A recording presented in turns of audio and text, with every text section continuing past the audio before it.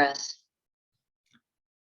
Bonjour, très heureux de vous accueillir pour ce 9e épisode de mes causeries au coin du web. Aujourd'hui, j'aborderai le thème de la valeur de l'ignorance pour l'innovation. Deux questions structureront cet épisode. Comment l'ignorance des techniques de fabrication de l'industrie de l'armement est devenue un atout lors de la mobilisation industrielle américaine?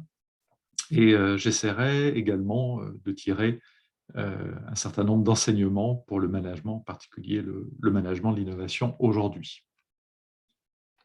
Alors, il y aura une figure importante derrière cet épisode, c'est la figure d'un des grands professeurs et gourous du management, Peter Drucker, qui est un point de continuité intéressant pour l'histoire d'Apocalypse managériale, puisque il arrive à peu près à NYU à peu près au moment où James Burnham démissionne. Et il écrit un livre publié en 1945, ancré sur 2 années d'observation chez General Electric, un livre qui s'appelle Concept of the Corporation, mais qui ne sera pas le cœur de ma discussion aujourd'hui sur la valeur de l'ignorance pour l'innovation et dans l'innovation. Je vais m'appuyer sur un livre qui reprend un certain nombre d'enseignements de Peter Drucker, notamment un chapitre qui reprend un cas présenté en classe par Peter Drucker et qui aborde précisément la question de la valeur de l'ignorance pour l'innovation. Alors, Peter Drucker, dans son cours, repris dans cet ouvrage, aborde les fameux Liberty Ships. Donc, en fait, des bateaux de marine marchande qui ont servi très concrètement pendant la Seconde Guerre mondiale à transporter le matériel militaire produit par les États-Unis, alors arsenal de la démocratie, et à faire voyager ce matériel vers l'Europe, également vers la Russie. Alors, ce qui est très intéressant, c'est que pour produire ces fameux Liberty Ships, l'industriel Kaiser, qui était notamment connu pour la fabrication, ou plutôt la construction de barrages aux États-Unis, n'avait une connaissance que très, très partielle des techniques de fabrication de navires. On est dans un contexte qu'on peut qualifier d'ignorance technique.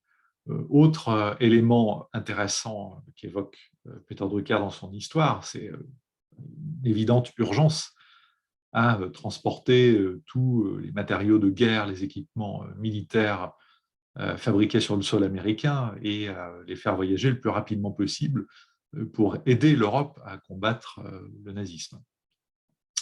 Et autre élément important pour cette histoire, c'est un sentiment de possible, en tout cas pour les ateliers de Kaiser.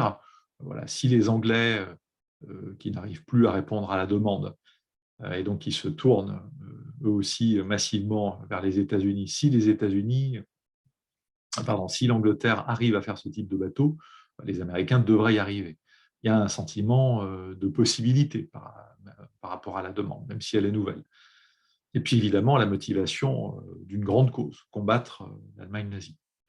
Et ce qu'explique Peter Drucker, d'extrêmement intéressant dans son cas, c'est que finalement, les équipes de Kaiser vont réinventer, sans le savoir, la fabrication de navires marchands. Alors, il y aurait un certain nombre de nuances historiques à apporter au récit que propose Peter Drucker, mais globalement, c'est ce que montre en tout cas aussi un certain nombre d'autres écrits historiques, il y a une relative réinvention dans l'ignorance de la fabrication de navires marchands, notamment l'usage de torches d'oxyacétylène, qui n'était pas ce qu'utilisaient en particulier les Anglais pour faire ce genre de choses, un usage très limité de rivets, et un usage plus systématique de la soudure, voilà, étant dans un contexte où il faut partir de zéro, il va y avoir une transposition de techniques, il va y avoir une invention de techniques extrêmement forte. Et par ailleurs, c'est également ce qu'explique Peter Drucker, Kaiser et ses équipes vont pousser de plus en plus loin la logique de fabrication par module.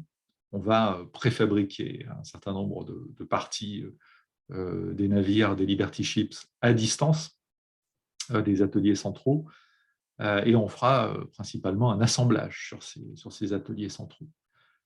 Donc il y a toute une réflexion en termes de processus de fabrication par module qui est également très très intéressante, qui est beaucoup stimulée par l'urgence et qui explique Peter Drucker dans son cas. Alors je vais me permettre de reprendre un extrait du chapitre de Peter Drucker.